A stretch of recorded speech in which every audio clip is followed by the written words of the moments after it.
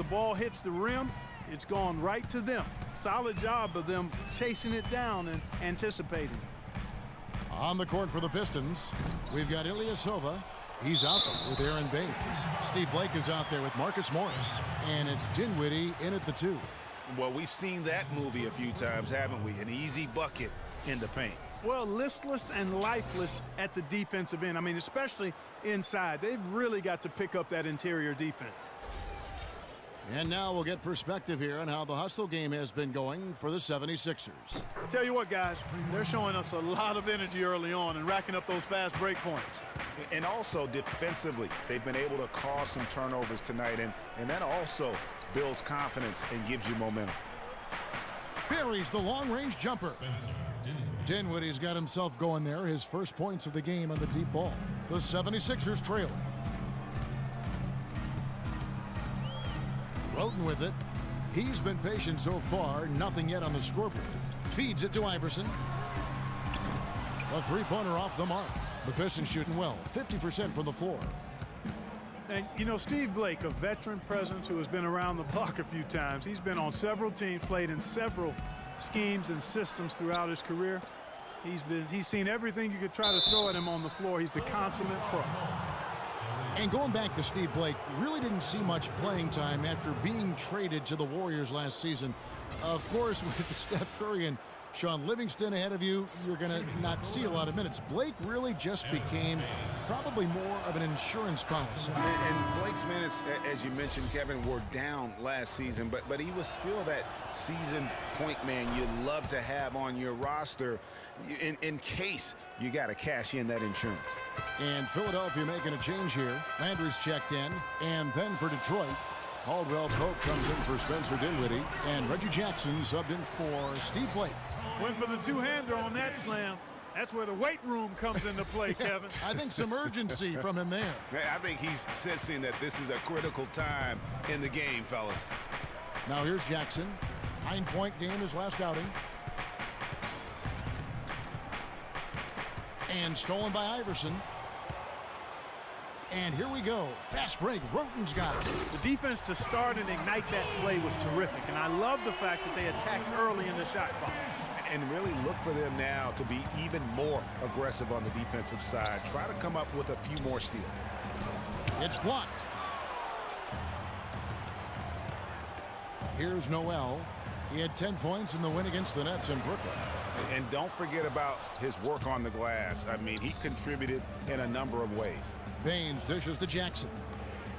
And here's Morris for three. Out of hand on it. Out of bounds. Pistons ball as Detroit keeps possession. And the Pistons making a change here. Drummond's checked in.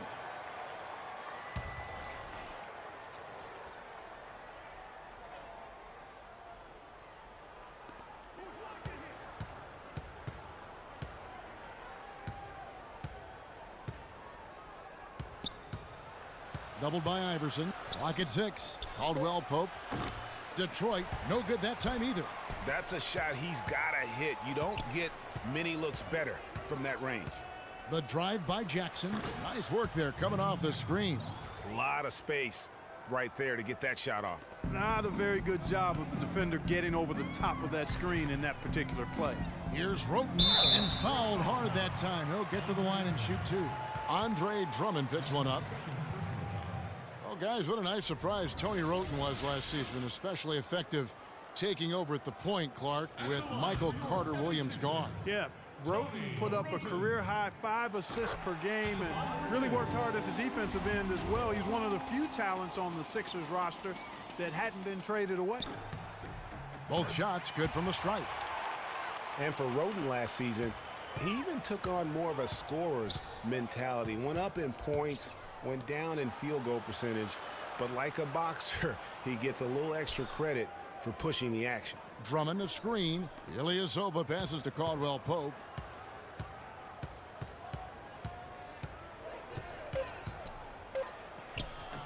And the layup falls. Caldwell Pope's got 6. Clark, a lot of give and take between these sides early. Kevin, how about 6 lead changes in this half already? Yeah, and both teams look like they came to play.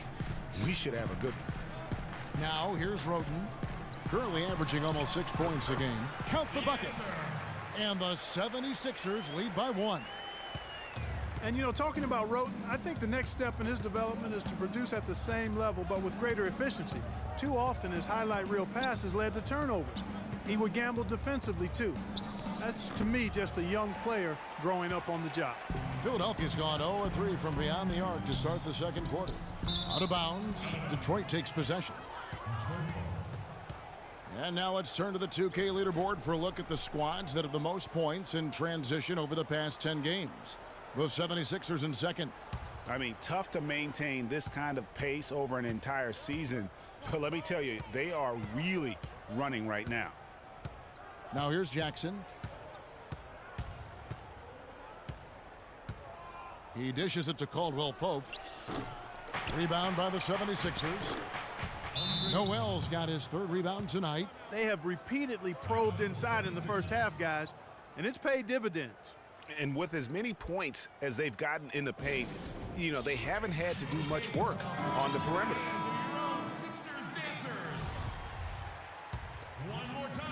76ers have gone 4 of 7 from the field in this second quarter so far.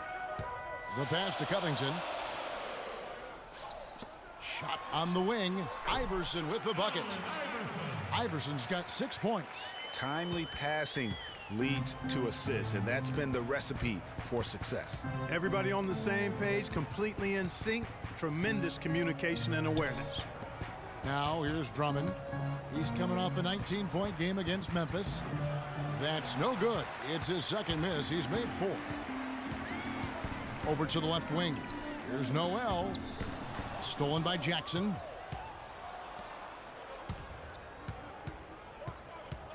Morris, left side. Here's the 3. That's good. And it's Jackson with the assist that time. Jackson's got his 4th assist with that last one here tonight. Landry, a screen on Jackson. And Jackson with the block. And here we go with Morris running it up the court. Here's Caldwell Pope. And misses it off the right side of the rim. He just has not been able to get into that groove yet, guys, but as a whole, it hasn't affected them too much. And it's Iverson missing. Detroit's gone 3 of 5 from beyond the arc so far tonight. They might be named after a car part, but the Pistons had a rough go of things on the road, Clark. I had to use it. They just couldn't stay consistent away from home. They couldn't. Only won 14 road games, and that number is not enough to get you to the playoffs. So it's Philadelphia now, following the score by Reggie Jackson. Well, with Nerlens Noel coming out, we knew he'd be a plus shot blocker. He set the Kentucky single game record with 12 in a game shot blocks. He also knew he had the chance to be a great rebounder, but we definitely knew he needed help with his shot, and that will continue on into next year. Yeah, you know, he spent the year rehabbing that knee, but also spent that year correcting his shooting form. And we're not talking about just a tweak when it comes to shooting the basketball. Catching up on the changes for Philadelphia. Boozer, he's checked in for Landry. Grant comes in for Robert Covington. And it's Isaiah Cannon in for Iverson. Just 5 to shoot. It's Jackson with the drive. And that one's good. And the Pistons lead by 4. And, you know, going back to Nerlens Noel's shooting, the improvements to his form look really good. Even better is that he hit 60% from the line as a rookie. That may not sound like a great start, but at this stage of his development, that's great progress. Boozer, a good finish at the rack off the slick feed. Boozer's got 6. Oh, Maestro, he is so good at making those lead passes, like conducting an orchestra. There's the screen. Swiped it away. And now Philadelphia on the break.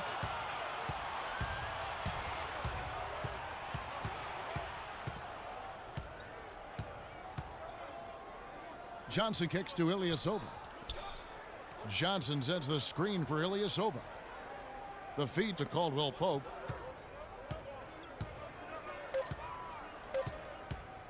From the wing. And the Pistons getting another bucket right there.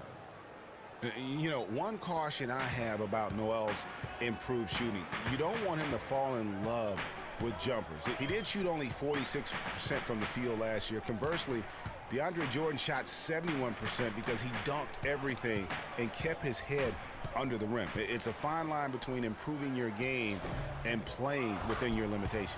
And Boozer throws it down hard. No tip required when you've got room to make the stuff. Yeah, some powerful second chance points right there. Yeah, and guys, not wasting any time, just straight back up with it. Here's Jackson after Carlos Boozer's score. There's the screen. And it's Johnson penetrating on the wing. Jackson.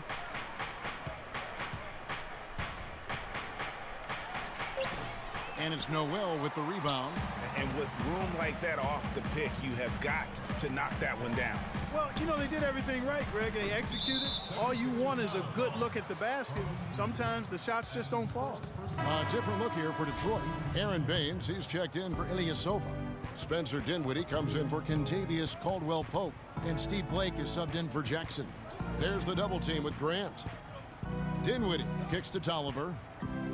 To the paint.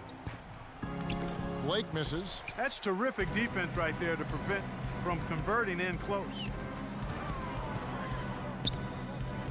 Some nice ball movement here by the 76ers. Grant with a screen on Johnson. Kicks it to Marshall. For the three. Off to a good start as he hits his first shot attempt. And guys, the Spurs coaching tree extends pretty far these days. Coach Brett Brown, another former member of the Spurs staff, to be leading an NBA team.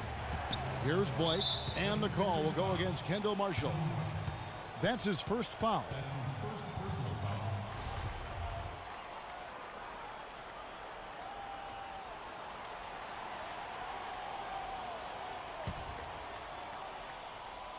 On defense, the 76ers. Dinwiddie and Boozer with the block. 1:07 left now here in the second. Thompson dishes to Boozer. And there's the 3-second violation. In the last month, let's see how the Sixers perform. First in fewest turnovers per game. First in second chance points. And they're the third-ranked fast break team in the league. I mean, there's always that fear that they're going to run you off the court when you play them. You've got to get back in transition against this team. And, you know, going back to their turnovers, fewest in our league, that shows you the intelligence they play with. You have to beat them. They are not going to do it for you. Now here's Johnson. Carlos Boozer unable to get his shot to go. 6 to shoot. Here's Dinwiddie. Drills the three-pointer. Dinwiddie's got 6. It has been nip and tuck through the first half. No kidding. I mean, neither team has been able to hold the lead for any length of time, guys. So close. Exactly, guys. The way it's seesawed back and forth, unbelievable. You're not going to see that very often. Plenty of space, but he just, let's face it, he whiffs on that one.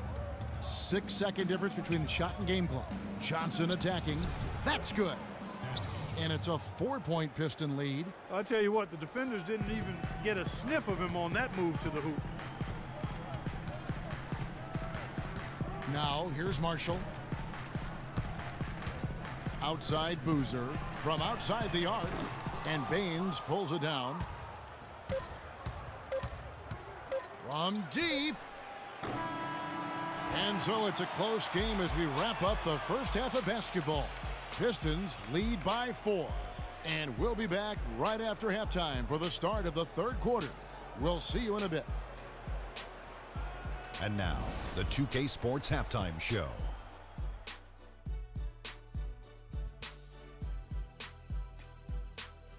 Hello again, everybody. Ernie Johnson here, joined by Shaquille O'Neal and Kenny the Jet Smith. We welcome you to the halftime show on 2K Sports. Right out of the gates, it was Detroit setting the tone. An exceptional game plan helped them open with a 12-4 run. Things started to even out as the quarter progressed as their lead was cut to just 1 by the end of the first. They battled hard in the second quarter and were able to end up with a 4-point lead, all said and done at the end of the first half. Kenny, what's your take on Detroit so far? Well, they didn't let this hostile crowd bother them at all. In fact, they seem to feed off of that hostility. Plus, sometimes when you're away from home, those distractions, your family, your friends, your fans, you can concentrate better. Okay, wait, did I just say my family, friends, and fans are distractions? Okay, let's go to the next thing. Let's go. And over to Shaq. What did you think about Philadelphia? Reminds me of Kenny's soup selection. Has been very, very sloppy. way too many turnovers.